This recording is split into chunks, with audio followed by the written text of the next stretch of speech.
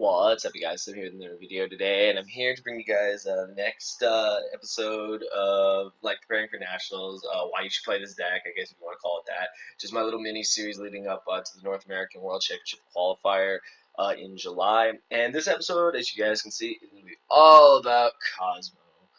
Uh, Basically, when it comes to the Yu-Gi-Oh community, it's basically split down the line. Half the community loves the deck, half the community hates the deck. Deck is crazy. Like there's no way around it. Dark Destroyer is one of the most insane cards ever printed. Very, very powerful. You guys already know. Like since this card came out, so this deck came out, it's just been doing wonders. And it's kind of ironic.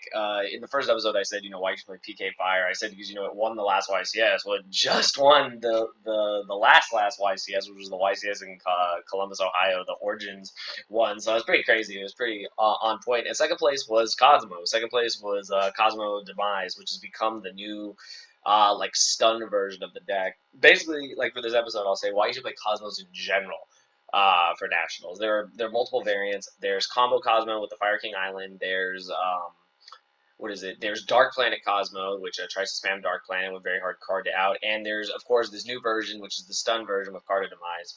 A lot of people have said that this is the route to go. I was watching the stream a little bit yesterday before I went to work, and I was listening to what Robbie and Michael were saying in the as they were, commentating matches. One of the matches was with one of the, I believe it was Chase who got second place, and it was during one of his matches. And they were saying how this deck has become the norm for Cosmo. This is the route that a lot of people have gone to, the Cosmo Demise build, because it's one of the decks where the deck is already powerful on its own. It's the fact that Card of Demise just lets you draw in a trap cards that let you, control the game even more. And if you draw monsters, you can send them back with Cosmo Town, and worst case scenario, you send them to the graveyard and you play a total of 5. Some people even go as far as to play 3 Oasis. You could have as many as 6 Call the Hondas to just bring back your monsters. Bring back Dark Destroyer, pop stuff, bring back Slip Rider, pop stuff, bring back Farm Girl, kill him. Like, it really is insane.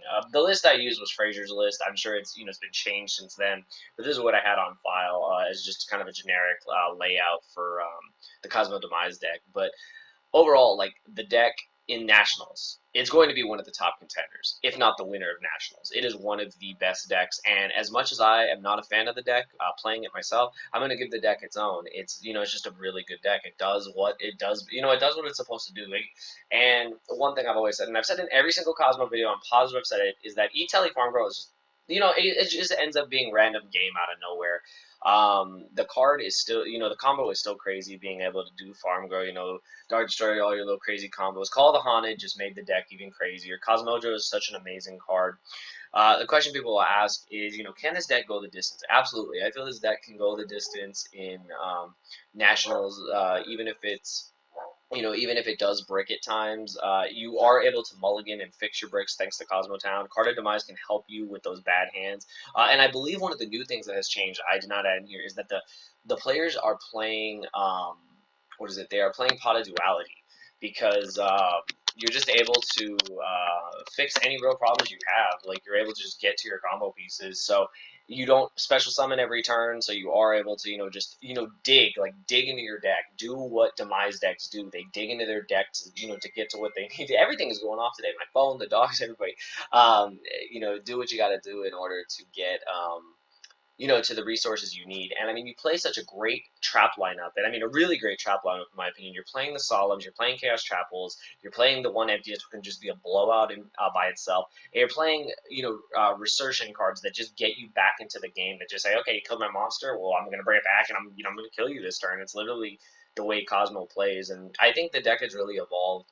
A lot of people are going to say, I'm so tired of seeing this deck. Yeah, I mean, the deck, I don't think will be a thing at Worlds, because they don't have it, I believe. Yeah, they don't have it in the OCG. So I think after Nationals, that might be it as far as full power Cosmos. So we'll see what ends up happening. But I definitely think it's definitely a top contender pick, if not the best deck to take to Nationals. Is very consistent. Oh, not very consistent, but with Card of Demise, if you're playing that build, it has upped its consistency, because you are able to draw to the pieces you need, and if you have those break hands, you can fix them with Cosmo Town. You can do a lot of things. So I really think the deck has potential, and I can see it.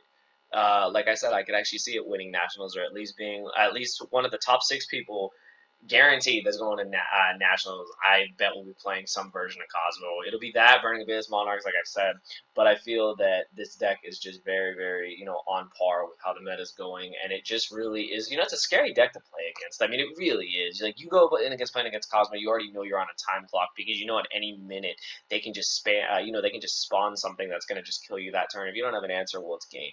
Yeah, Imperial Iron Wall exists. Yeah, System Down exists, but they play cards to counter them, just like every deck does. You side to beat the cards that beat you. So I really see the deck doing a lot at nationals, and I think it's just one of the best options at this time. So yeah, let me know what you guys think. If you were going to nationals, would you play Cosmo? What version of Cosmo would you play, and why? Or would you not play Cosmo? Do you feel that the deck still bricks too much, even with all the consistency added? Do you feel that the deck is still not the #1 contender? If so, let me know in the comments below, and I'll see you guys in the next episode. Thank you for watching.